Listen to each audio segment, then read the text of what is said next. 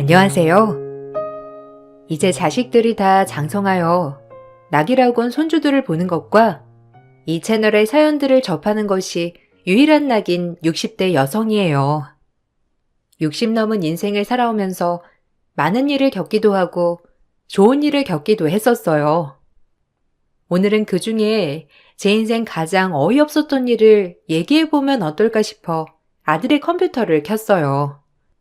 결혼 후 아들 둘을 낳아 행복하게 살았고 열심히 살아가고 있을 때 남편의 사업 성공으로 아이들이 초등학교 갈 무렵부터는 남들에게 아쉬운 소리 한 번 없이 부유하게 살았습니다. 모든 게 복이었던 것처럼 큰아들은 그 와중에 공부를 잘해 치대에 들어갔고 치과 의사가 되었어요. 그리고 결혼을 하겠다며 결혼할 여자를 데리고 왔는데 아들과는 학벌부터 시작해서 모든 것이 차이가 나는 며느리였어요. 남편은 극구 반대를 했지만 자식이라는 게 뭔지 자식 아픈 건 또 보기 싫은 게 부모 마음이더라고요. 전 그렇게 받아들였습니다. 어머니, 제가 정말 잘할 테니까 며느리로 꼭 받아주셔요. 저 정말 정한 씨 사랑해요. 저희 절대 못 헤어집니다. 엄마, 허락해 주세요. 엄마가 저 훌륭하게 키워주셨지만 결혼은 제 마음대로 하고 싶어요. 그러니까 허락해 주셔야 돼요. 그래 뭐 니들이 좋다는데 내가 어찌할 도리가 있니? 난 성품이 제일 중요한 사람이야. 정한이 네가 잘 골랐을 거라 믿어. 이렇게 받아주셔서 정말 감사드려요. 사실 집안이나 학벌 뭐 하나 정한 씨와 견주어도 비슷한 게 없는데 그럼에도 이렇게 흔쾌히 받아주신 건 절대 잊지 않고 잘하겠습니다. 시어머니와 며느리가 모녀 사이로 지낼 수 없다지만 전 그럴 거예요. 사실 저도 어려서 가난하게 자랐기 때문에 며느리 집안이 힘들다는 것은 생각도 하지 않았어요. 학벌 또한 공부할 여유가 되지 못해서 못했을 수도 있겠다 싶었기 때문에 아들이 좋다는 결혼을 시켜주었습니다. 극구 반대를 하던 남편도 제가 허락을 하니 본인도 마지못해 허락을 하였고 그 후에는 그래도 며느리를 잘 대해주었어요. 시어머니로서 완전 마음에 차는 며느리는 아니었지만 그래도 이미 며느리로 맞이한 이상 정말 잘 챙겨주고 싶었고 엄마 같은 시어머니가 되고 싶었어요. 아들 가진 유세는 아니지만 이런 결혼에 왜 이렇게 주변 사람들이 오히려 말이 많은지 저를 설득하기 시작했어요. 예, 네 아들한테 들어온 선자리만 4개가 넘는데 너 괜찮겠어? 아들 하나 그렇게 똑부러지게 잘 키워놓고 고졸이 웬 말이야? 아니 그래, 학력은 그렇다 쳐. 지금 변변한 직업 하나 없다며. 솔직히 이런 걸 보고 취직이라고 하는 거 아니겠어? 아휴, 괜찮아. 지들이 좋다는데 내가 어떻게 말려. 그냥 난 우리 아들한테 잘하고 아들이랑만 둘이 잘 지내면 그만이야. 너도 참 대단하다. 그렇게 뼈 빠지게 공부시켜가지고 난 아까워서 다 따져보고 결혼시킨다. 진짜 천사표야. 잘난 며느리 들여봤자야. 남편이랑 서로 잘 지내고 시댁이랑도 웃으면서 지내는 게 그게 최고의 며느리 아니겠니? 난 그렇게 생각해. 그러니까 너무 그렇게 얘기하지 말아라. 우리 며느리 흉이라고 들리니까 기분이 언짢고 그러네. 얘는? 너랑 나랑 한두의 친구니? 그저 네가 걱정돼서 얘기한 거지. 그래 알겠어. 더 이상 얘기 안 할게. 이 착해 빠진 거사. 어미 된 마음으로서 솔직히 성에 차지 않는 며느리였지만 주변의 말에 흔들리지 않았어요. 제 과거를 계속 회상하며 며느리를 곱게 보려고 노력했거든요. 한 가족이 된 이상 허물을 보고 싶지 않아 저런 말을 들을 때면 며느리의 칭찬을 늘어놓기도 했어요. 사실 저 역시 잘 사는 남편과 결혼할 때 시어머니가 반대를 많이 했었기 때문에 그 아픔을 잘 알기에 그러지 말아야겠다고 했어요. 이 집에 식구로 들어온 걸 환영한다. 모든 게 맞지 않겠지만 그래도 우리 잘 맞춰나가 보자. 나의 첫며느리 환영해. 감사해요, 어머님. 저도 이제 정한 씨 아내, 그리고 어머님의 며느리로서 정말 최선을 다할 거니 기대해 주세요. 엄마랑 효리가 이렇게 잘 지내는 거 보니까 내가 더 마음이 뿌듯하다. 엄마, 이제 저도 독립했으니 잘할게요. 그래, 이제 작은 애만 해치우면 나도 속이 다 후련하겠어. 아들들 이렇게 다 키워놓고 나니 마음이 뿌듯하고 좋아. 처음에 반대는 했지만 그래도 효리랑 정환이 이렇게 잘 지내는 모습 보니까 다 보기 좋다. 대견하고 우리 앞으로 잘 지내자. 처음엔 행복했고 주변에서 며느리 자리가 별로다. 네 아들이 아깝다라고 했지만 그래도 우리만 행복하면 됐다고 생각했어요. 하지만 아들의 결혼 후 얼마 지나지 않아 며느리가 조금씩 이상하다고 생각되는 일들이 많아졌습니다. 한 번은 반찬 좀 갖다 주러 아들네 집에 들렀을 때였어요. 문을 두드려도 절대 열지를 않고 전화를 받지 않아 아들에게 전화 후 비밀번호를 따고 들어갔었죠. 여름이라 간장게장이며 생 음식들이 몇 개 있던 터라 냉장고에 꼭 넣어놔야 했기에 어쩔 수가 없는 선택이었습니다. 어머님! 여긴 어쩐 일이세요? 제가 화장실에서 뭐 좀 하느라고 문을 제때 못 열었네요. 죄송해요. 어머, 아니다. 괜히 너 곤란하게 한 것 같구나. 아니, 근데 이분은 누구시니? 지인이시면 문이라도 열어주시지, 왜? 제 먼 친척 오빠예요. 제가 결혼했다고 하니까 한 번 꼭 놀러 오고 싶다고 하는 거 있죠? 그래서 초대했는데 워낙 해외에 살아서 이런 한국문을 열고 닫고를 잘 몰라요. 혹시라도 고장날까봐 제가 만지지 말라고 했거든요. 그래? 어머, 안녕하세요. 저 CM이 되는 사람입니다. 처음 뵙네요. 제가 괜히 방문을 해가지고 불편하게 했네요. 아닙니다. 그냥 동생 어떻게 사는지 구경하러 온 거예요. 저도 외국에서 나온 지 얼마 되지 않아서 바쁘걸랑요. 나 갈 테니까 내가 그때 얘기했던 거 명심해. 사돈, 또 뵙는 날이 올지는 모르겠지만 그럼 인사드리고 갑니다요. 며느리의 친척 오빠라는 사람은 그렇게 제가 오자 불편하다는 듯이 집을 나섰고 저 역시 조금 이상했지만 그냥 그러려니 하였어요. 그리고 그 일이 얼마 지나지 않아 며느리의 소비 문제로 아들과 며느리가 크게 다투는 사건이 있었습니다. 그날은 며느리가 처음으로 제 생일이라고 손수 생일상을 차려준다기에 남편과 방문한 날이었어요. 저희가 도착한 걸 모르는 아들네 부부는 현관 너머로 큰 목소리를 내며 싸우고 있었고 저희는 어찌해야 하나 싶은 마음에 가만히 있었죠. 남편 성격이 워낙 불같은 성격이기 때문에 노발대발하며 화를 낼 줄 알았는데 그래도 잘 참고 버티고 있더라고요. 아니, 당신 왜 이렇게 씀씀이가 해픈 거야? 쪼잔하게 돈 가지고 그러고 싶진 않지만 맨날 배달해 나가서 쓰는 외식비에 도대체 집에서 밥을 해먹는 건지.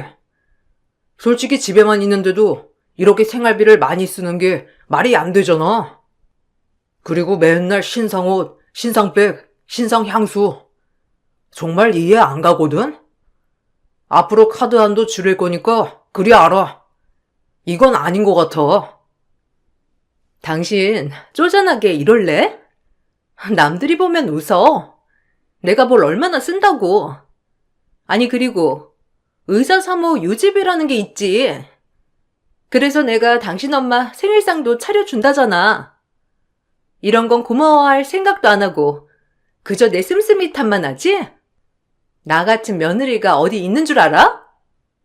요즘 세상에 시엄마 생일상을 누가 차려? 의사라고 좋아서 결혼했더니만 이거 완전 쫌팽이 아니야? 막말로 나 같은 얼굴에 의사 사모 말고 국회의원 사모라도 됐겠다. 당신 나 이쁘고 좋아할 땐 언제고 이제 와서 그래? 당신 말 다 했어? 와 진짜 우리 다시 생각해보자. 도장 찍었다고 다가 아니라 나 이렇게는 못 살아. 그렇게 알아. 아들이 며느리에게 저렇게 말한 뒤 현관문을 열었고 밖에 서 있는 저희를 발견하고 당황한 기색이 역력했어요. 저 역시 마음이 좋지 않았고 본인들이 그렇게 원해서 한 결혼인데 결혼한 지 얼마 됐다고 사내 못 사내 하니까 말이에요. 사람들 초대해놓고 참 잘하는 짓이다. 너희끼리 싸우려면 우리 가고 난 다음에나 싸울 것이지. 이게 못들 하는 거야? 죄송해요. 오신지 몰랐어요. 벨 누르시지. 일단 생신상도 다 차리고 밥도 해놨으니 들어와서 드세요. 오늘은 됐고 다음에 먹으마. 예, 차리느라 고생 많았고 고마워. 근데 너도 그렇고 정한이도 마음을 좀 다스려야 할 것 같으니까 오늘은 이만 갈게. 여보, 이제 가요 그냥. 그리고 정한이 너 그렇게 소리치고 하면 못 써. 알겠니? 도저히 밥이 넘어가지 않을 것 같아 그날은 남편과 집으로 돌아왔고 며느리는 제 얘기에도 들은 건지 못 들은 건지 전혀 대꾸를 하지 않았습니다. 사실 이 부분에서 화가 났지만 본인도 감정이 격해져 있으니 그런 것이겠지 하고 이해하려 노력했어요. 하지만 그 일이 지난 후에도 며느리는 사과 한마디 없었고 오히려 아무렇지 않게 행동을 하더라고요. 요즘 애들은 쿨하기도 하고 참 다채롭기도 하구나 생각하며 젊은 며느리를 이해해보려 했지만 제 기분이 안 좋은 건 어쩔 수 없는 현실이었어요. 어머님, 제 친구네는 벌써 시부모님이 유산상속을 해주셨다고 하네요. 아무래도 사람 일 모르는 거라고 어떻게 할지 모른다고 글쎄 미리 해주셨다고 하지 뭐예요. 근데 저도 이 말을 들으니까 꽤 괜찮은 것 같기도 하고 뭐 어차피 물려줄 게 있다면 미리 주는 것도 나쁘지 않다고 생각이 드는 거 있죠? 어머님은 여기에 어떻게 생각하세요?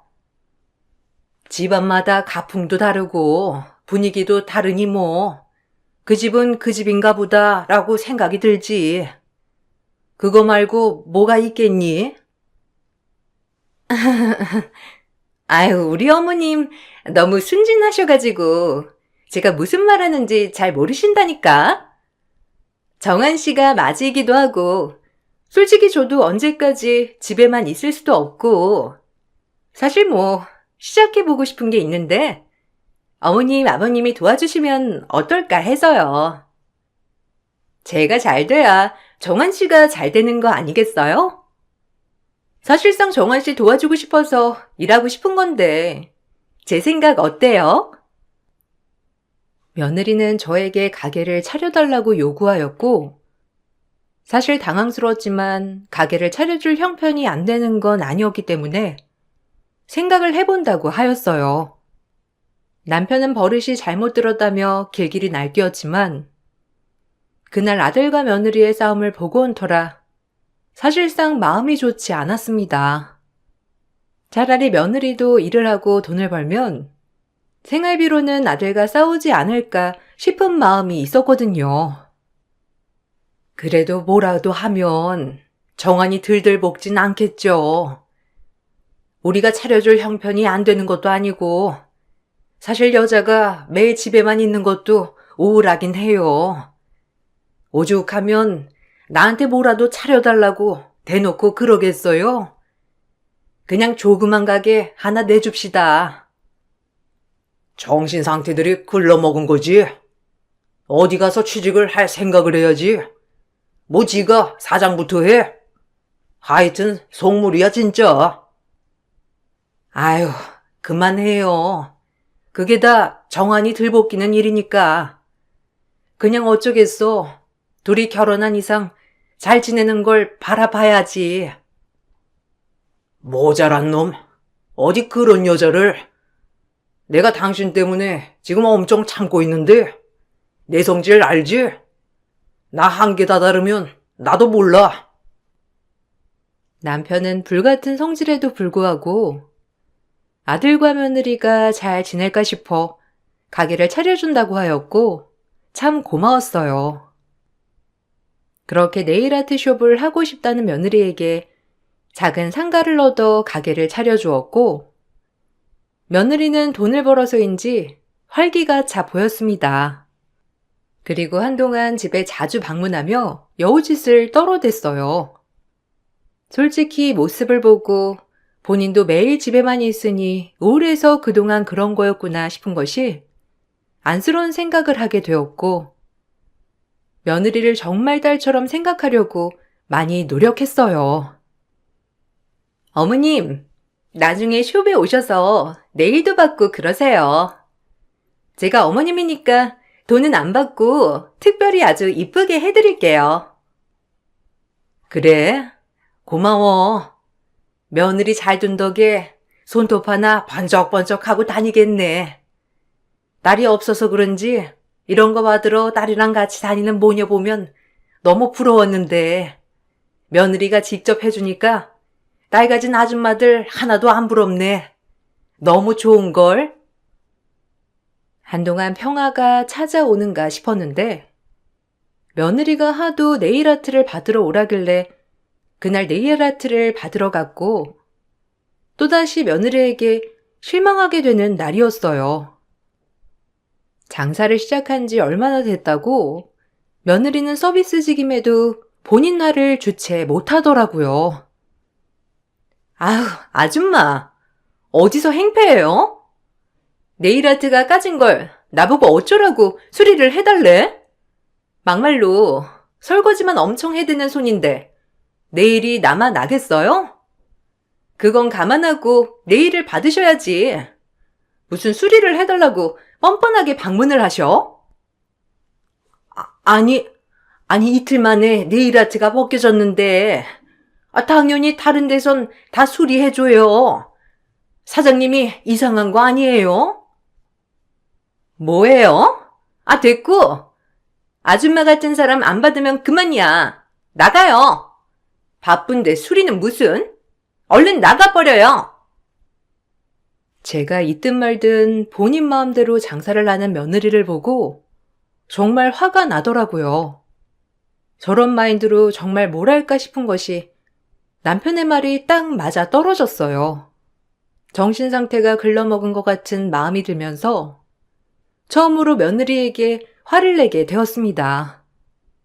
모든 걸 이해하자 생각했지만 도저히 저런 마인드를 가진 며느리를 이해할 수가 없었는데 아마 모든 사람들이 그럴 거예요. 예, 넌 내가 얼마나 우스우면 나한테 이런 꼴까지 보이니? 그리고 내가 내 일을 주기적으로 받아봐서 하는데 저 정도는 당연히 보수해주는 게 당연한 거지.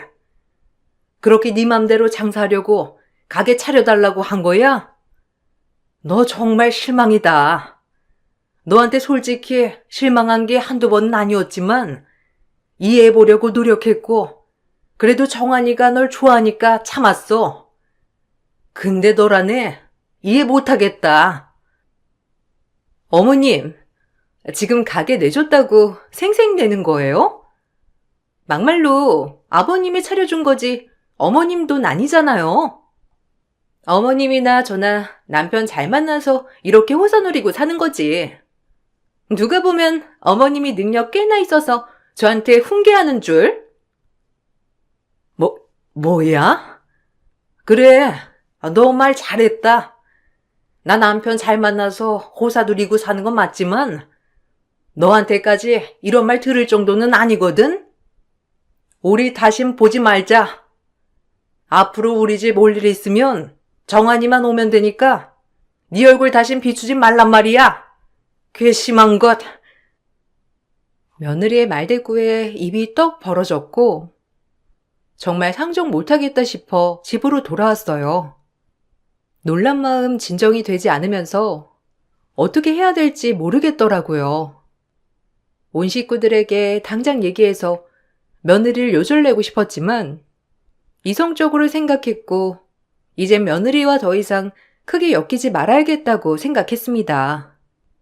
그런데 이 일이 있고 나서 며느리는 본인이 뭘 잘못했는 걸 아는지 웬일로 저에게 찾아와 사죄를 하였고 울면서 사죄를 하는 통에 마음 약한 저는 그 모습에 마음이 풀어지게 되었어요. 다신 그러지 마라. 네가 아무리 잘나고 그래도 어른한테 그러면 되겠니? 그리고 어떤 일을 할 때는 성질을 좀 수그려 드려야 돼. 성질대로 세상 살면 이 세상에 스트레스라는 게 왜 있겠니? 그래도 이제 네가 가게 사장이고 하니까 마음 좀 곱겠어. 알았지? 네, 어머님. 죄송해요. 제가 사실 우울증이 좀 있어서 다신 안 그럴게요. 용서해 주실 거죠? 저 마음 너무 안 좋아요. 어머님 그렇게 가고 정말 반성 많이 했어요. 죄송합니다. 제가 그렇게 말하는 게 아니었는데 그래도 용서해 주셔서 감사해요. 그렇게 다시 며느리와 사이좋게 지내는가 보다 싶었어요. 첫 며느리이기도 했고 결혼 후 별별 일들이 많았기 때문에 오히려 미운 정이 많이 들었다고 생각했습니다. 그리고 몇 년이 흘렀을까요? 며느리는 그때뿐이었고 역시나 제 멋대로였어요. 그럼에도 참았던 건 며느리가 임신을 해서였고 이제 아이까지 생겼으니 그냥 제가 참고 받아들이자가 제일 컸답니다. 한편으론 이 결혼을 허락한 건 남편이 아니라 저였기 때문에 모든 걸 제가 다 안고 가야 할 문제라고 생각을 했어요. 그러던 중 돌아가신 시어머니가 저에게 남겨준 작은 땅 하나가 있었고 개발이 안 된 땅이기 때문에 항상 아까워만 하고 있었어요. 그리고 저희는 그곳에 남편과 별장을 짓기로 마음을 먹었습니다. 제가 별장을 짓는다고 하자 며느리는 뭐가 그렇게 탐이 났는지 본인이 나서서 저를 설득하기 시작했습니다. 처음엔 거절했지만 결국 또 들어주게 되더라고요.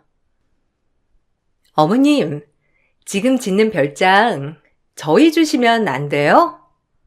가뜩이나 저희 이제 아이도 태어나는데 지금보다 더 넓은 집으로 이사가서 애들 뛰어놀게 하고 싶고 또 저희는 새까지 생각하고 있거든요. 이가 그런 얘기 못해서 제가 대신해요. 그 집 지은 것을 달라는 거니? 아유, 그건 곤란해. 그래도 별장 지어서 애들 뛰어놀게 할 거니까 너네 애들 뛰어놀 걱정은 마라. 그래도 애들이 자연에서 뛰어놀아야 건강하지 않겠어요?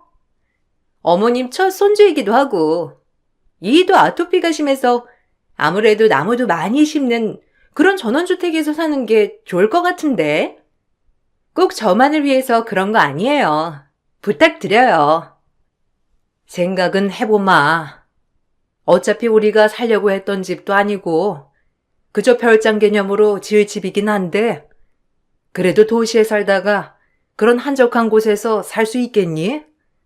뭐 자연 환경이야 좋겠지만 불편한 게 영 이만저만 아닐 텐데 너 생각 한번 잘해봐. 며느리의 무리한 요구였지만 오히려 남편은 손주 때문이라도 우리에게 불필요한 것이니 주라고 하였어요. 그렇게 그 땅에 108평 단독 주택을 지어주게 되었고, 지금 살고 있는 집을 팔고 아들은 그 돈을 며느리에게 줬다고 하더라고요. 사실 우리가 해준 집이었기 때문에 그 돈을 우리에게 줘야 맞는 것이었지만 이미 집을 해준 것이라고 생각했기 때문에 없는 돈이라고 생각했어요. 그럼에도 그 큰 돈을 덥서 며느리를 주었다는 말에 사실 씀씀이가 큰 며느리가 걱정되었답니다. 그냥 뭐 애도 낳고 겸사겸사 줬어요. 그리고 이 집 오기 전부터 그 돈 달라고 얼마나 노래를 부르던지. 엄마 아빠한테 허락받고 줬어야 하는데 죄송해요. 혹시 필요하시면 다시 달라고 할게요. 큰돈이기 때문에 엄마가 잘 결정해 주세요. 그래도 말은 했어야지. 못했다. 이제 애 키우면서 너희 얼마나 돈 들어갈 게 많아. 알겠어. 그래도 앞으로는 이런 문제 우리한테 상의하고 행동해. 아무리 니들끼리 산다지만 그 돈이 큰 돈이잖니. 요샌 안 싸우고 그래도 잘 사나 보지? 엄마한테 이런 말 해서 그렇긴 한데 진짜 안 맞는데. 그냥 애 때문에 잘 살아보려고요. 어쩌겠어. 그래도 맞을 땐 잘 맞아. 아들의 말에 걱정이 앞서는 건 사실이었지만 다 큰 성인이니 관여하지 않기로 했어요. 그리고 며느리는 그 집이 좋았는지 저에게 알랑방귀를 뀌는 모습을 보이는 며느리였고 원래도 그런 아이이니 딱히 큰 기대는 하지 않았습니다. 그리고 모임에 나갔다가 큰 충격을 받은 날이었는데 아들에게서 전화가 오더라고요. 아들은 집을 지어줘서 고맙다며 집 초대를 하였고 그렇게 남편과 함께 집을 방문하게 되었답니다. 영 내키지 않는 초대였지만 일단 꾹 참고 그 집을 방문하게 되었어요. 제가 임신 때문에 몸이 무겁잖아요. 이한테 초대를 하라곤 했지만 사실 뭘 하기가 너무 힘들더라고요. 그래서 지금 우리 초대해놓고 딸랑 이거 차려놓은 거니? 누가 너 임신한 거 몰라서 상다리 부러지게 차려달라 했어? 그것도 그런데 사실 집이 넓어서 걸어 다니느라고 밥할 시간이 없네요. 어머님, 제 밥 얻어먹으러 오신 건 아니죠? 너 진짜? 그럼 나한테 말이라도 하지. 네가 알아서 한 대 놓고 지금 차린 게 이거야? 진짜 너 너무한다. 내가 지어준 108평 단독주택에 초대하더니 저희 그릇 앞에 삼각김밥을 종류별로 던져주는 며느리였고 그 뒤 하는 말들이 가관이었습니다. 경악스러운 그 광경에 저 역시 참을 수 없었고 드디어 비장의 무기를 펼쳐 인생 최고의 서력전을 시전했어요. 정한이가 우릴 초대해서 왔지만 내가 너 어떻게 하나 봤어. 근데 역시 넌 갱생이 안 되는 거야. 그 뱃속아가 누구 애니? 네? 누구 애라뇨? 어머님, 지금 그거 굉장한 모욕이신 거 몰라요? 당신 이 얘기 듣고만 있을 거야? 어머님 오늘 뭐 잘못 드셨나 진짜? 어머님, 저 정말 언짢거든요. 저희 집에서 나가주세요. 가뜩이나 애가 져서 예민한데. 뭐? 나가주세요? 여기가 내 집인데 어딜 나가? 뻔뻔한 것. 언제까지 뻔뻔한 척 하나 싶었다. 너 저번 주 목요일에 네 사촌 오빠라는 사람이랑 사이좋게 산부인과 들어갔지? 미국에 있는 그 사촌 오빠랑 왜 산부인과에 갔나 했지. 근데 뒤따라 들어가 보니까 사촌 오빠가 아니라 연인 사이더라. 몇 년간 뻔뻔하게 우리 아들이 벌어다 준 돈으로 뒤에서 쓰기 바쁘고 이거 정한이도 몰랐지? 내가 네 가면을 언제 벗기나 두고두고 고심했다. 네가 가장 행복할 때 밝혀야지 했는데 도저히 못 참겠네. 어디 변명하려면 해봐. 나한테 증거자료 다 있고 이민희 사촌 오빠라는 사람한테도 다 들었으니까. 뭐? 엄마 말이 사실이야? 당신 하다하다 외도까지 저질러? 내가 사람 잘못 본 거 내 탓이겠거니 안고 가야 할 숙명이라고 생각했는데 어디 할 말 있으면 한번 짓거려봐. 오늘 너도 나도 한번 끝장을 내보자. 엄마 말이 사실이면 너 가만 안 둬. 네, 사실은 이러했어요. 지난번 모임 때 같은 건물에 있는 산부인과를 다니는 며느리를 보게 되었고, 몇 해 전 친척 오빠라고 집에서 우연히 본 사람과 함께 산부인과에 가는 걸 목격하게 되었어요. 아무리 친해도 친척 오빠와 산부인과를 가는 게 의심이 들어 뒤를 캐보았고, 역시나 둘은 제 아들과 결혼하기 전부터 외도 사이였습니다. 그리고 감쪽같이 제 아들을 속여 결혼을 한 거였고, 심지어 저희 아들의 아이가 아니라 상간남과의 사이에서 만든 아이였어요. 정말 최악의 며느리 그 자체였습니다. 그럼에도 며느리는 끝까지 아들의 아이라며 손사래를 치더라고요.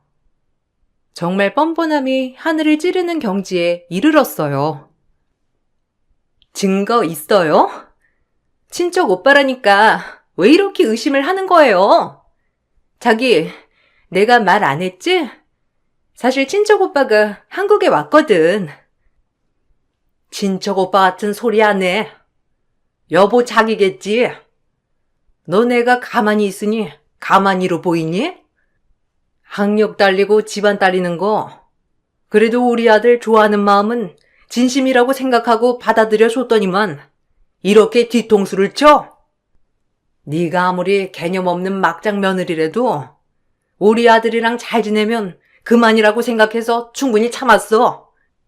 네가 더 행복할 때 터뜨리려고 했는데 잘난 것도 없는 네가 이런 행동하는 거 도저히 이제 못 참겠다. 너희 둘 당장 이혼해. 그리고 너한테 손해배상 청구 들어갈 테니 그리 알아. 엄마 말이 사실이야?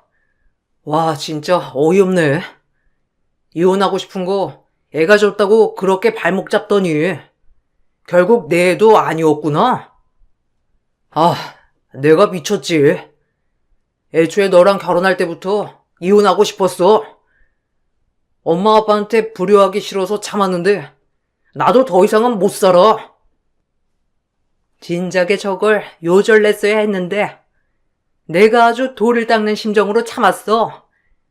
너 같은 거 진짜 상대도 안 했어야 맞는 건데. 불같은 남편은 오히려 아무 말도 하지 않았는데 너무 큰 충격으로 할 말을 잃은 듯 보였고, 저흰 그렇게 이혼 소송과 함께 손해배상 청구 소송을 들어갔습니다. 며느리는 바락바락 본인 뱃속의 아이가 아들의 아이라고 우겼지만 얄팍한 사랑이 뭔지 그 상간남은 본인도 숨어 살기 지쳤다며 오픈해버렸고, 그 모습에 며느리가 더욱 더 괘씸하고 용서하기 힘들었어요. 나도 지겹다. 그놈의 이혼하고 오겠다는 소리. 몇 년째 너 말만 믿는 것도 내가 지쳐 이제. 너도 이제 제발 그만해. 뭐라고? 아니 내가 한몫 단단히 챙길 테니까지 기다리라고 했잖아. 당신도 돈 벌기는 글렀어 진짜. 아우 답답하. 애초부터 친척 오빠라고 하길래 이상하다 했지만 설마 이럴 거라고 생각할 수가 없었지. 정상적인 사고에서 그런 게 상상이나 되니? 어디 이제 나락으로 떨어져 봐. 수준 안 맞아서 진짜. 너 같은 걸 며느리라고 진짜 어이가 없고 화가 나. 그리고 원래 살던 집도 팔아서 네가 가지려고 이 별장 달라고 한 거지? 나쁜 거 같으니라고. 너 어디 한번 박살 나봐. 아니, 그 돈은 줬으면 그만이죠. 그리고 이혼소송 걸 거면 그건 제 위자료예요. 어딜 그 돈을 넘봐요? 제 남편은 묵묵히 변호사를 선임하고 아들의 이혼 소송을 도왔어요. 그리고 상간남에게도 위자료 소송을 걸었고, 저희가 큰 정신적 피해를 받았기 때문에 저와 남편 그리고 아들 모두에게 피해 보상을 해야 했답니다. 며느리는 엄청 억울해했지만 그 억울한 태도까지도 전 화가 나더라고요. 그리고 저희가 처음에 해준 상가 보증금과 더불어 그 집에 대한 돈까지 토해내야 했어요. 며느리는 결혼 후 지금까지 아무것도 하지 않고 아들의 벌이보다 더 많은 돈을 썼었기 때문에 누가 봐도 취집과 더불어 상간남과 짜고 저희 아들을 이용한 것이 분명해진 것이었어요. 그리하여 그 돈을 모두 토해내어야 했고 결국 빈털터리로 쫓겨나게 되었답니다. 일이 이렇게 되자 그제야 저에게 제대로 무릎을 꿇고 사죄하는 며느리였습니다. 참, 그 대가가 크지? 네가 뭔데 감히? 네 주제에 우리 집에 언감생심 가당키나 했니? 평생 이제 네가 우리에게 준 위자료 네 능력으로 갚으면서 살아봐. 아, 네 뱃속에 있는 그 애 아빠랑 둘이 벌어서 갚으면 뭐 금방 갚으려나? 보부 사기단 아니니? 어머님, 진짜 죽을 죄를 지었어요. 어머님이 원하시면 애 낳자마자 애 아빠한테 주고 저 정말 죽은 듯 살게요. 독한 것? 뱃속애가 무슨 죄라니? 너 같은 것도 엄마라고. 에휴, 정말 한심하기 짝이 없다. 넌 내 인생 최악의 인간이야. 제발요. 제가 어딜 가겠어요. 할 줄 아는 것도 없고 애까지 낳으면 뭐 먹고 살라고. 어머님, 제가 모든 거 다 할게요. 그 마음으로 막일이라도 뛰면서 살아. 남의 등 쳐먹고 살 생각하지 말고 감히 우리 아들 등을 쳐먹으려고 해? 너 두고두고 땅을 칠 거다. 그리고 이 소송 다툼이 있을 때 며느리 어머니가 저희 집에 찾아와 무릎을 꿇기도 했어요. 자식이 뭔지 정말 안쓰러운 생각까지 들었지만 오히려 본인 어머니가 이렇게까지 하니 나중에 정신 차리고 살지 않을까 싶은 생각도 들었어요. 아이고, 제가 자식 잘못 키웠습니다. 한 번만 용서 가능할까요? 제발 우리 딸이 이렇게 잘난 사이를 어떻게 만난다고. 제가 따끔히 야단칠 테니 사돈 어른이 제발 한 번만 눈 감아주세요. 아마 더 잘할 겁니다. 염치불구하고 이렇게 빌게요. 자식 가진 죄인이라고 사돈이 딱 그 짝이네요. 전 많이도 참았습니다. 하지만 우리 기만한 건 도저히 못 참겠네요. 본인이 분수도 안 되면 찍소리 않고 잘하고 살아야지. 감히 우리를 농락하고 기만해? 절대 용서 안 돼요. 돌아가 주십시오. 아유, 제가 딸을 잘못 키워서 그래요. 면목 없습니다. 제발 한 번만 정말 간곡히 부탁해도 안 될까요? 사람 하나 살려주세요. 아니요. 저희도 살아야죠. 그 꼴 더 이상 보고 싶지도 않고 딸내미 단속만 잘해주세요. 밖에다 방생하지 마시고요. 아들은 이혼을 했고 사실 애초부터 속은 결혼이니 결혼 무효 소송도 하고 싶었지만 이미 혼인 유지 기간이 꽤 많이 있었기 때문에 그건 불가능했어요. 그리고 지금은 시간이 많이 지나 아들은 대학 동기였던 여자친구와 재혼을 했답니다. 사실상 돌아온 싱글이라고 해도 제 아들은 꿀릴 게 전혀 없었어요.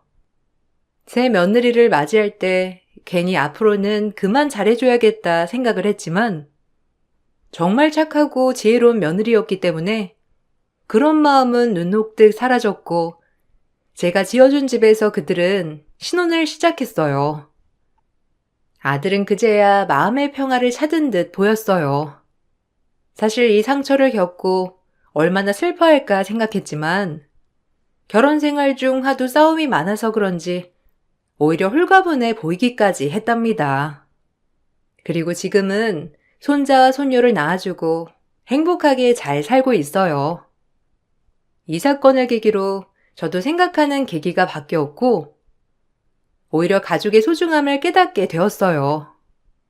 힘들었지만 그래도 한 번 더 사람에 대한 경각심을 가지게 되는 사건이었답니다.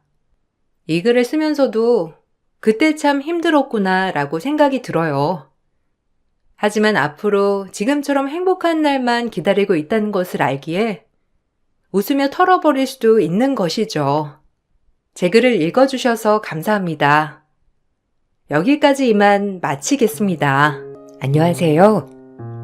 이곳에서 여러분들의 사연들을 들으면서 많이 공감하고 배우고 있는 30대 여성입니다. 저 역시 기가 막히는 시댁이 있어서 여러분들께 소개를 해드리고자 이렇게 사연을 적게 되었어요. 먼저 저희 시댁은 시부모님과 아주버님, 형님, 남편이 있습니다. 아주버님과 남편은 성격이 정반대인데요. 아주버님은 대기업에 다니면서 돈도 잘 벌고 능력도 좋지만 무뚝뚝한 편이고 저희 남편은 평범한 회사에 다니고 있지만 다정다감하고 가정적인 성격이에요. 거기다가 형님네는 저희 딸과 동갑인 아들이 있는데 그 때문인지 형님께선 저희와 경쟁하듯이 이야기를 할 때가 많았어요. 시집오고 임신을 했을 당시 형님과 저는 거의 비슷한 시기에 임신을 했어요. 처음에는 형님이 먼저 임신 소식을 전하셨고 그 뒤로 제가 임신 소식을 전하게 되었는데 그때부터 형님은 저와 어떤 것이든 다 비교를 하기 시작하셨죠. 특히나 성별 관련한 얘기들이 정말 많았어요. 형님네는 아들을 낳았고 저희는 딸을 낳았는데 그 뒤론 형님은 아들이 있어야 한다면서 얘기를 했죠. 동서는 한 명만 낳는다고 했나?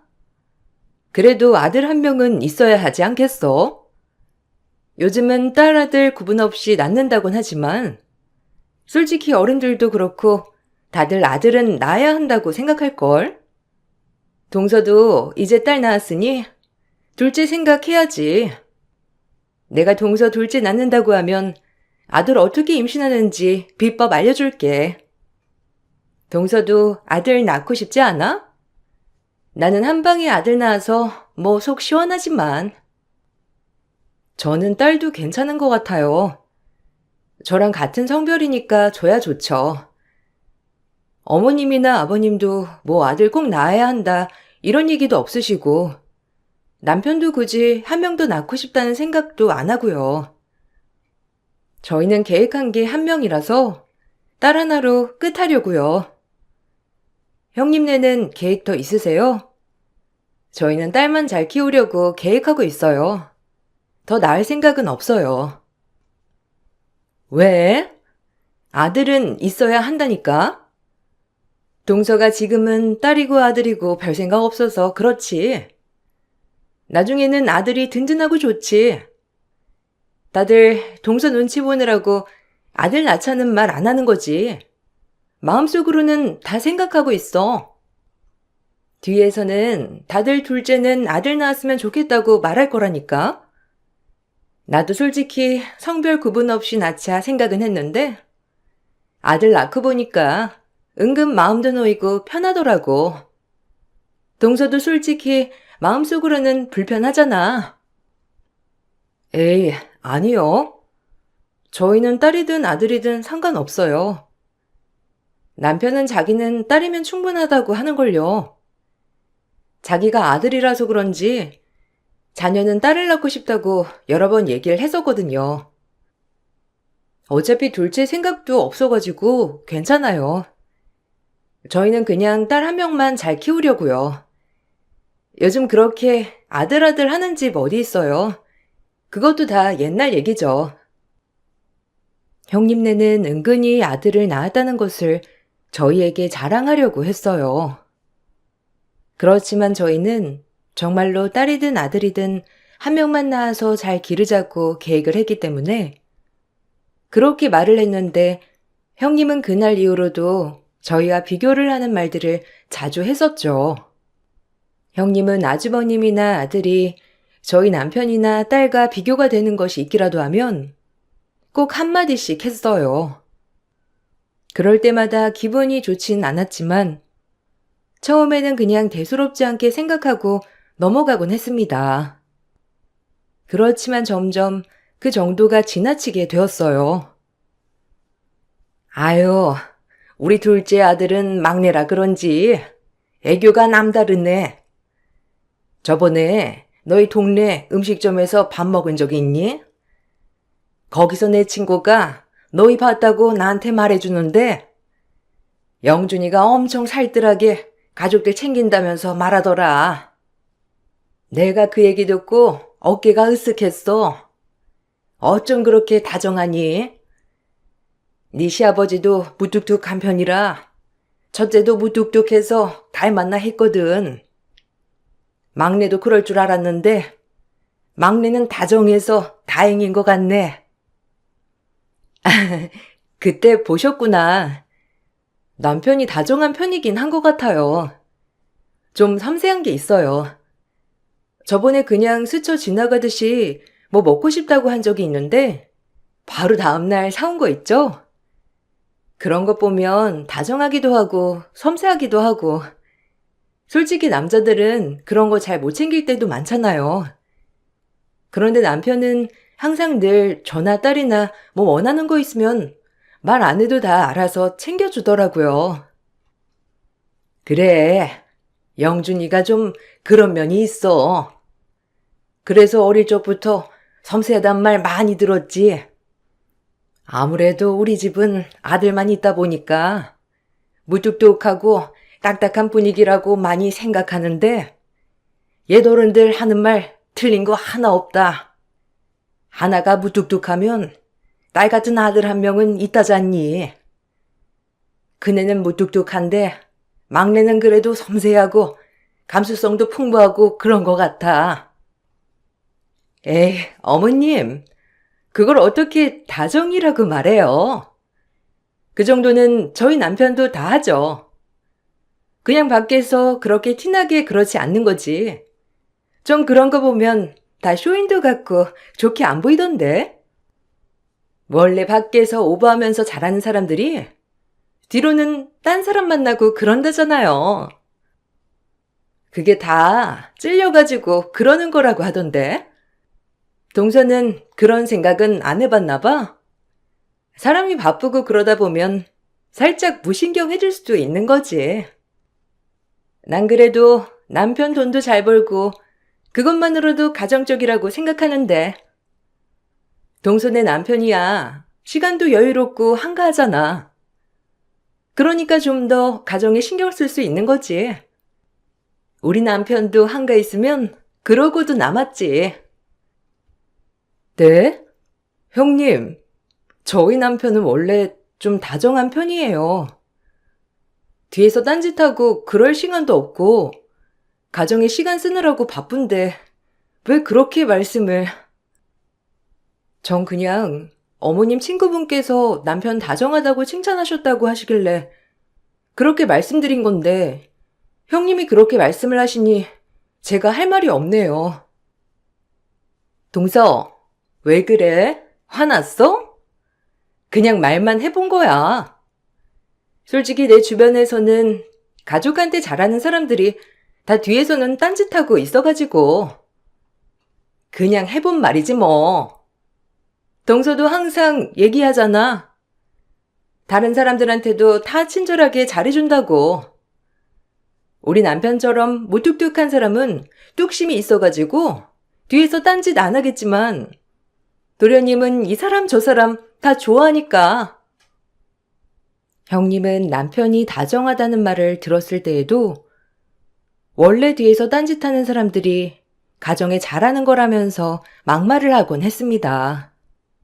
그럴 때마다 어이도 없었고 화도 났지만 꾹꾹 참았어요. 시부모님께서 워낙 좋으신 분들이고 시부모님의 소원이 가족들끼리 화목하게 지내는 것이었기 때문이죠. 형님 역시 계속 저에게 막말을 퍼붓는 것은 아니었기 때문에 어느 정도 이해하고 넘어갈 수 있었어요. 그렇지만 시간이 지나면서 남편뿐만 아니라 아이들까지 차이가 나게 되면서 형님의 횡포는 그칠 줄 몰랐습니다. 처음에는 남편에 대한 경쟁에서 시작이 되었지만 점차 시부모님께 해주는 것들에 대한 경쟁이 시작되었고 그 뒤로는 아이들에 대한 경쟁이 시작됐죠. 시부모님 생신 때에는 용돈을 가지고 언쟁을 벌였던 때도 있었어요. 동서, 바빠? 안 그래도 이번에 어머님 생신이라서 겸사겸사 전화하려고. 어머님한테 여쭤보니까 생신 때 그냥 아버님이랑 같이 데이트 하신다고 오지 말라시네. 동서, 들었어? 그래서 말인데 이번에 용돈을 좀 더 넣어드릴까 하는데 동서네는 지금까지 얼마 드렸어? 그러고 보니 우리 용돈 얼마씩 드리는지 얘기도 안 꺼내봤구나. 동서네는 그래도 벌이가 다르니까 좀 적게 드렸나? 아, 용돈은 제가 관리를 안 하고 남편이 알아서 드려가지고 저는 자세하게 모르겠어요. 남편이 여유로울 땐 많이 드리고 그랬던 것 같긴 한데 생신 때 정확하게 얼마나 드리는지는 모르겠네요. 형님, 안 그러면 남편한테 한번 물어보세요. 저보다는 남편한테 물어보시는 게 빠르실 것 같아요. 저희도 이번에 어머님, 아버님 데이트 비용으로 쓰시라고 용돈 드리려고요. 에이, 그걸 왜 동서가 몰라? 동서 알고 있는데 나한테 말해주기 창피해서 말 안 하는구나? 괜찮아. 동서네 벌이 내가 다 아는데 뭐. 그 벌이에 뭐 얼마나 드리겠어? 생각해보니까 우리가 많이 드리기보다는 동서네랑 맞춰서 드리는 게 좋지 않을까 싶어가지고. 솔직히 도련님 벌이 뭐 얼마나 하겠어? 거기서 떼어낸다고 쳐도 많지는 않겠지. 그냥 동서네랑 맞출까 싶어서 연락한 거야. 아, 저희 둘이서 번 돈 다 생활비 통장으로 모으고 있어요. 거기서 조금씩 떼가지고 양가 행사 비용으로 저축하고 있는데 남편 상여금이나 이런 거 나오면 남편이 알아서 시부모님 용돈이나 시댁 행사에 쓰는 것 같아요. 저희가 각자 집안 지출금은 서로 관여 안 하기로 해서요. 형님 말대로 저희가 엄청 많이 버는 건 아니라서 아마 형님네보다는 적을 수 있는데 그래도 30만 원은 기본적으로 매달 저축하니까 그렇게 모아서 드리는 걸로 알고 있어요. 뭐? 매달 30만 원씩? 동선에 그렇게 저축하면 남은 돈이 얼마 안 되지 않아? 아니, 우리처럼 대기업 다녀가지고 매달 버는 돈이 많은 것도 아니고 거기서 각각 30만 원씩 어떻게 지출하는 거야? 시댁만 챙기는 건 아닐 거 아니야. 동선에도 참 쪼달리게 살겠구나. 동서, 우리 쫓아가려고 하지 않아도 괜찮아. 각자 능력에 맞춰서 드리는 거지. 아, 네. 형님, 저희 때문에 적게 쓰시는 거면 더 많이 드리셔도 괜찮아요. 형님 말대로 아주버님처럼 대기업에 다니는 것도 아니고 저랑 남편 둘이서 번 돈으로 저축하는 거니까 저희가 좀 더 적을 수 있죠. 신경 쓰지 마시고 더 많이 하실 거면 더 많이 해드려도 괜찮아요. 이런 식으로 대놓고 무시하는 것은 아니지만 은근히 무시를 하는 일들이 많아졌어요. 소소하게 기분 나쁜 일들이 쌓여가고 있었지만 자주 보는 것도 아니었기 때문에 그냥 넘어갈 때가 많았죠. 시부모님은 엄청 부자는 아니셨지만 시골에 땅이 꽤 있으셨어요.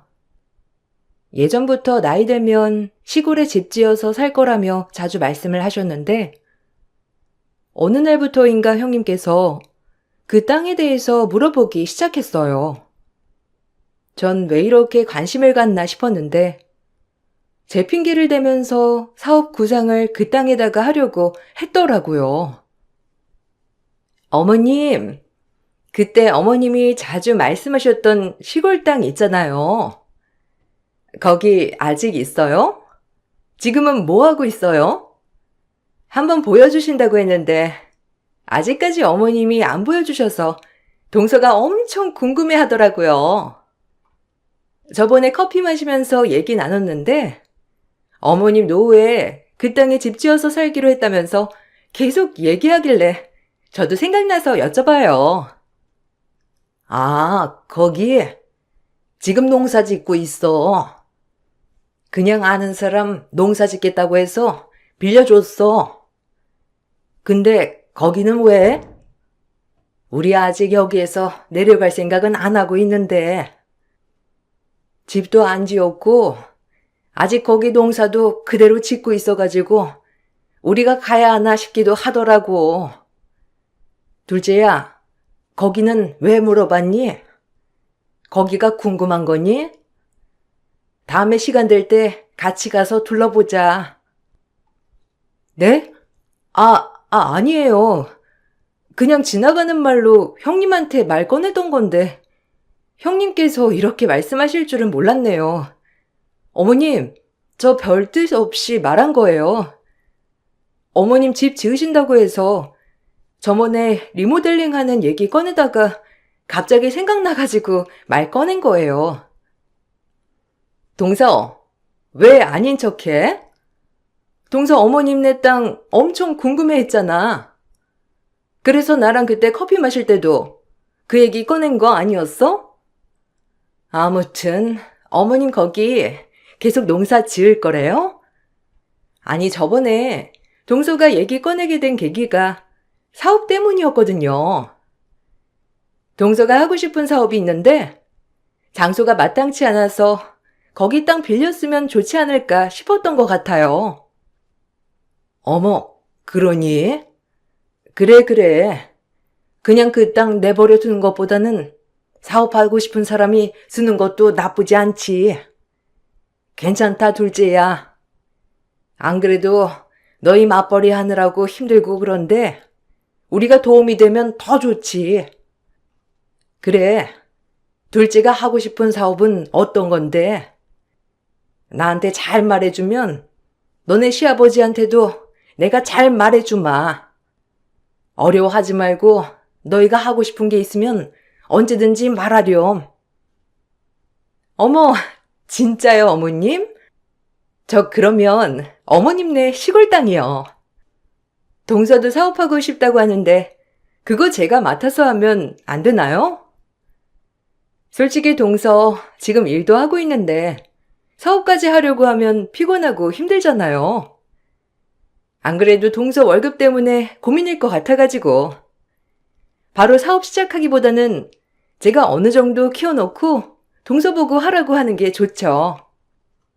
동서가 무작정 일 그만두면 솔직히 힘들잖아요. 네? 형님, 저 사업한다고 한 적이 없는데? 제가 어머님네 땅 얘기 꺼낸 것도 맞긴 하지만 어머님네 땅을 어떻게 해보려고 꺼낸 게 아니라 그냥 지나가는 말로 했던 거잖아요. 형님, 제가 무슨 사업을 하고 싶어 해요. 형님 그렇게 말하시면 어머님께서 오해하시잖아요. 아니, 오해할 게 뭐가 있어? 동서가 나한테 그런 말 꺼낸 이유가 있을 거 아니야. 아무리 동서가 그런 뜻으로 말한 게 아니라고 해도 나한테 굳이 어머님네 땅 얘기를 할 일이 뭐가 있어? 안 그래? 그리고 동서 사업하고 싶다고 저번에 했던 적도 있었잖아. 그게 그 뜻 아니었어? 아니면 뭐 내가 오해했네. 미안.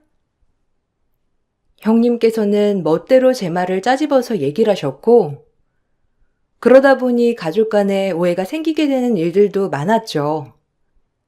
당황스러웠지만 형님은 끝에는 자신의 잘못을 인정하는 듯 사과를 해버리고마니 더 이상 문제 제기를 할 수가 없었어요. 아이들이 점점 크면서 아이들로 인한 경쟁도 발생했습니다. 저희 딸은 시부모님께 직접 카네이션을 달아드렸어요. 거기다가 편지도 써서 드렸는데 시부모님이 정말 좋아하셨죠. 아이고, 우리 유정이는 다 컸구나. 언제 이렇게 귀한 걸 준비한 거니? 주변에서 손주들이 이렇게 하나씩 준비해 올 때마다 눈물 난다고 하더니 나도 이렇게 받아보니까 눈물이 다 난다. 직접 카네이션도 사왔다며? 장하다 정말. 아유, 너희는 어떻게 이렇게 나를 잘 키웠니? 애가 정말 생각도 깊고 착하구나. 고맙다. 우리 손녀도 고맙고 둘째네도 정말 고마워. 어머님, 저희 아들도 봐주세요. 어머님, 아버님 하나밖에 없는 손자 여기 있잖아요. 저렇게 꽃 사오고 편지 쓰는 것도 좋지만 이렇게 얼굴만 봐도 귀한 손자도 예뻐해 주세요. 요즘 우리 아들 학원 다니느라고 정신 하나도 없는데 그래도 할머니, 할아버지 보려고 왔어요. 아들, 뭐해? 저번에 아들 뭐 준비한 거 있다고 했잖아. 할머니, 할아버지한테 노래 한 소절 불러드려. 내가 왜? 엄마, 왜 안 하던 짓을 해? 내가 뭘 준비했다는 건데? 나 아무것도 준비 안 했어. 왜 나한테 그러는 거야? 내가 뭘 준비했다고. 할머니, 할아버지, 저는 준비 못했어요. 그냥 밥 먹으러 가자고 하길래 따라온 건데. 솔직히 아무것도 준비 못했어요. 어머, 얘가 쑥스러워가지고 아무 말도 못하는가 보다. 전에 계속 노래 부르면서 연습했는데 이렇게 다 같이 함께하는 자리에서 노래 부르려고 하니까 쑥스러운가 보네. 어머님, 아버님, 다음에 저희끼리 있을 때 선물 드릴게요. 어쨌든 저희 아들이 원래 이렇지 않은데 오늘 피곤한가 보네. 요새 공부하느라 피곤해서 그런가 봐요. 그래, 괜찮다. 이렇게 다 같이 자리에 함께 하는 것만으로도 우리는 행복하고 기쁘단다. 사실 이렇게까지 다 같이 모이기가 쉽지 않다는 거 우리도 알고 있어. 너희들도 다들 바쁘고 정신없잖니. 우리도 자식들 키워봤으니 알아. 지금 이 시기가 제일 힘들고 어렵다는 거. 그렇지만 시간 지나면 아이들도 다 너희가 노력하는 거 알아줄 거야. 그죠, 어머님? 어머님, 아버님은 행복하시겠어요. 대기업 다니는 큰아들의 든든한 큰 손주까지 함께하니 얼마나 든든하시겠어요. 우리 동서가 아들 하나만 떡하니 낳아줬다면 더 행복하셨을 텐데, 그죠? 그래도 어머님, 아버님, 유정이도 많이 사랑해 주세요. 오죽하면 저희한테 한마디 말도 없이 혼자서 선물 준비하고 드렸겠어요. 어머님, 아버님 사랑 독차지하려고 그러는 것 같은데 앞으로는 우리 아들만 좋아하시지 마시고 유정이한테도 사랑도 나눠주세요. 아이고, 아니 우리 유정이나 유범이나 우리한테는 다 똑같지 뭐. 누가 더 이쁘고 안 이쁘고가 어디 있니? 그리고 둘째네는 자식 하나만 낳기로 한 거잖니. 아들이고 딸이고 우리도 상관없었어. 예전에야 아들이 꼭 있어야 한다고 많이 얘기했지만 내가 키워보니 아들이든 딸이든 가족이 할 줄 알고 소중하게 생각하는 게 제일이더구나. 딸이 선물을 가지고 간 날이면 형님은 자신의 아들을 딸이 질투해서 말도 안 하고 선물을 준비한 것이라며 얘기하곤 했습니다. 마치 딸아이를 질투에 휩싸인 아이로 항상 얘기를 했죠. 그렇지만 딸은 오로지 할머니, 할아버지에 대한 사랑으로 준비한 선물이었고, 그런 얘기를 들을 때마다 딸은 너무나 속상해하곤 했어요. 저희도 그 앞에서 따져 물었지만 형님은 그게 아니면 됐지 하곤 넘어갔죠. 아이가 더 크면서 성장에도 차이가 나기 시작했는데 어릴 때야 딸과 형님네 아들의 성장이 차이가 별로 없었지만 고등학생이 되면서 큰 차이가 더 많이 나기 시작했습니다. 딸은 또래에 비해서 키가 많이 컸고 형님네 아들도 작은 편은 아니었지만 서로 비슷한 키였죠. 형님은 키가 큰 딸이 살이 쪄서 그런 거라며 살을 빼야 한다고 자주 말을 하기도 했어요. 아이고, 어떻게 된 게 유정이는 볼 때마다 살이 이렇게 찌냐? 그래도 이제 고등학생인데 좀 관리를 해야 하지 않겠어? 예전에는 대학교 가면 살 다 빠진다고 많이 말했지만 그게 무슨 말이니? 고등학교 때 뚱뚱하면 그거 그대로 성인 되는 거야. 유정아, 좀 관리해라. 키 크다고 해서 관리 안 하면 나중에 어쩌려고 그러니? 형님, 보기만 좋구먼. 왜 그렇게 말씀하세요? 그리고 저희 딸 살 많이 찐 것도 아니고 표준 체중이에요.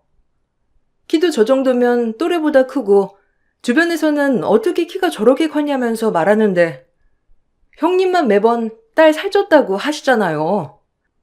오히려 딸은 건강해서 주변에서도 보기 좋다고 말하는데요. 그리고 그냥 먹고 찐 살도 아니고 운동해서 만든 근육들이에요.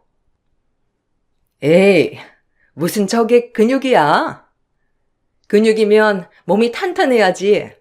전혀 탄탄해 보이지도 않잖아. 동서, 너무 자기 딸이라고 감싸는 거 아니야? 동서도 알잖아. 여자들은 군살 붙으면 옷 입어도 태가 안 난다는 거. 근데 딱 유정이가 그렇다니까? 살 좀 빼야 할 것 같아. 키만 크면 뭐하니?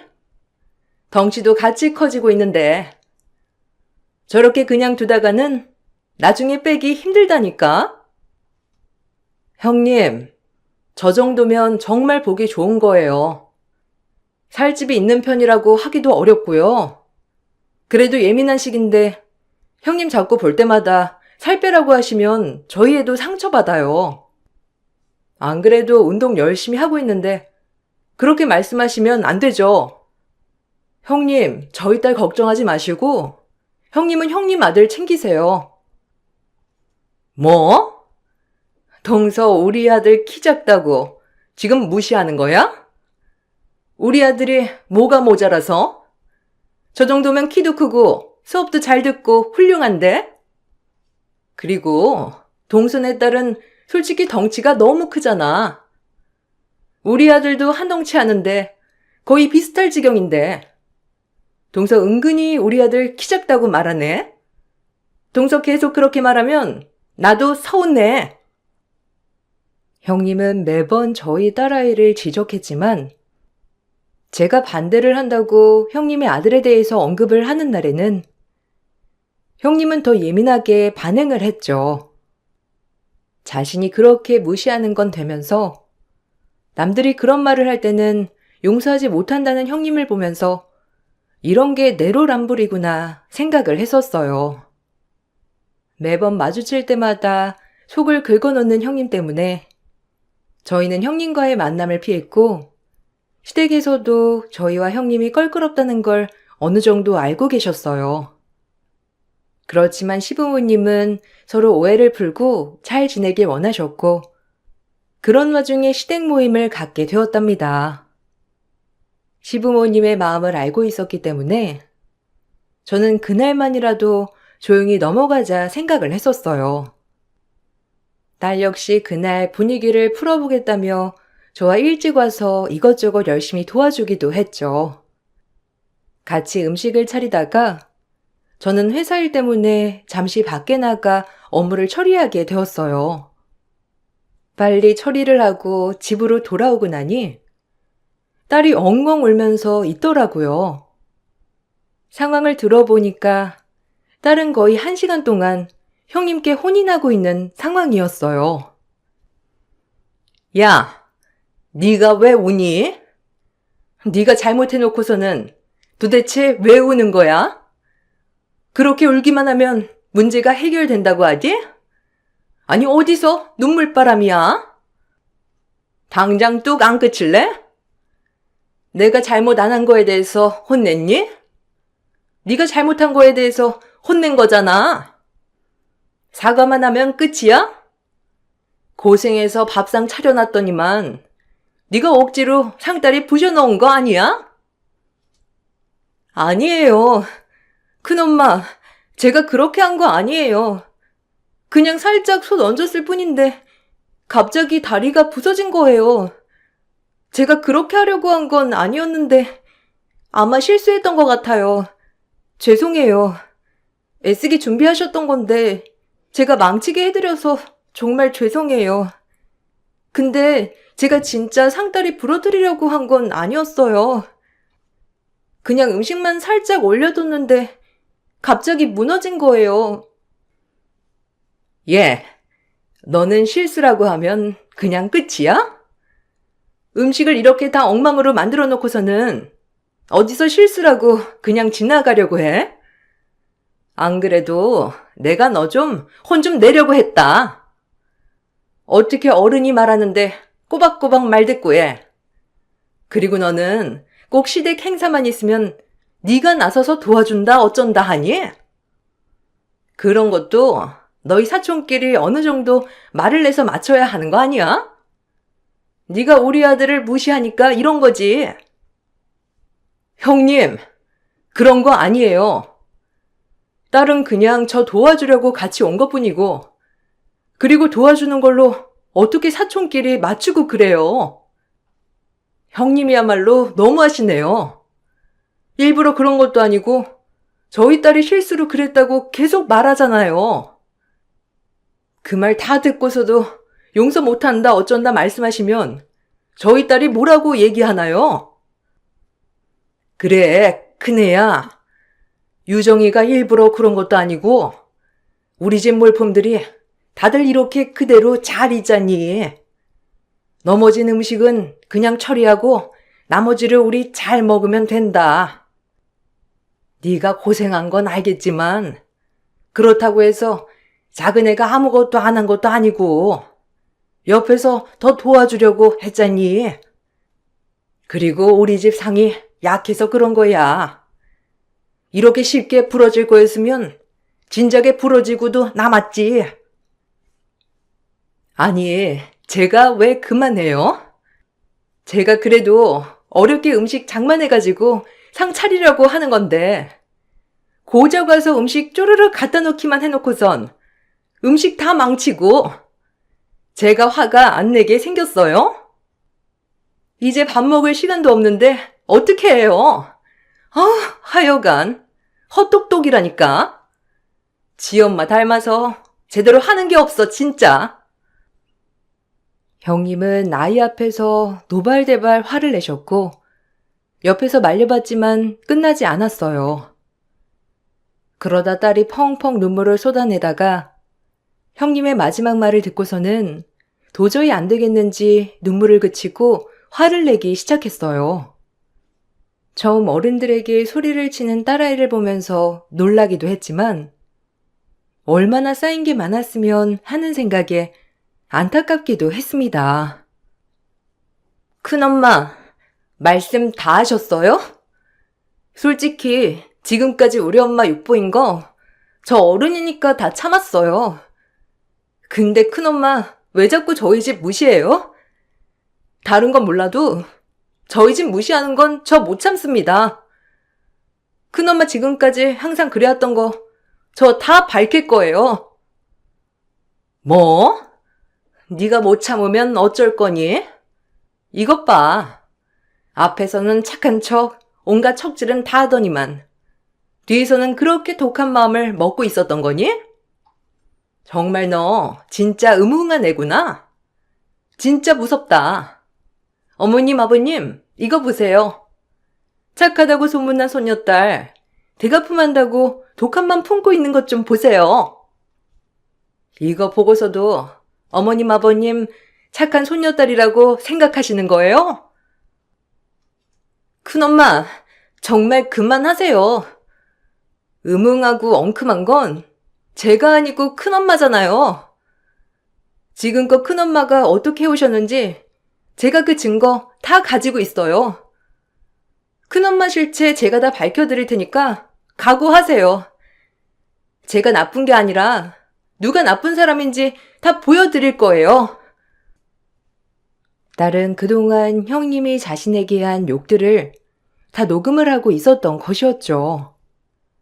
녹취록에는 형님이 딸에게 전화해 온갖 상스러운 말을 했던 것이 다 녹음이 되어 있었어요. 어차피 자기 자식은 아들이고 넌 딸이라서 지금은 이쁨을 받을지 몰라도 나중에는 아들이 다 받을 거라며 말했죠. 녹취록뿐만 아니라 캡처한 메시지 내용에도 동일하게 자신의 아들이 모든 재산을 받을 거라며 말을 했던 내용이 있었어요. 당연히 여러 증거들을 듣고 나서 시댁에서는 난리가 났습니다. 나중에 다른 사람들 말을 들어보니 시부모님께는 저희 딸이 형님의 아들을 질투해서 자꾸만 눈에 띄려고 한다며 계속 말을 했었고 딸에게는 여우가 따로 없다며 막말을 퍼부었던 것이었습니다. 그날 이후 식구들과의 화합이 중요하다고 생각하셨던 시부모님의 생각은 아예 달라졌습니다. 자꾸만 이간질을 시키는 형님을 돌아가실 때까지도 안 보고 싶으시다고도 선언을 하셨죠. 알고 보니 형님은 이간질을 시키면서 시부모님께 빨리 재산 분배를 해줘야 분란이 안 생긴다며 말을 했었던 것이었습니다. 시부모님의 재산도 욕심이 났고 시부모님의 이쁨도 모두 받고 싶었었는지 그동안 꾸준히 저희에 대한 이간질을 했더라고요. 시부모님께서 형님을 안 보겠다고 하시자 아주버님 역시 그동안의 일들을 얘기하면서 별거를 하겠다고 나섰어요. 형님은 뒤늦게 자신의 잘못을 인정하면서 저에게 중재를 해달라 연락이 오기도 했습니다. 동서, 미안해. 내가 우리 아들 시부모님 사랑 좀 듬뿍 받았으면 좋겠다 싶어가지고 오버한 것 같아. 유정이 많이 화났니? 그때 내가 너무 화를 냈지?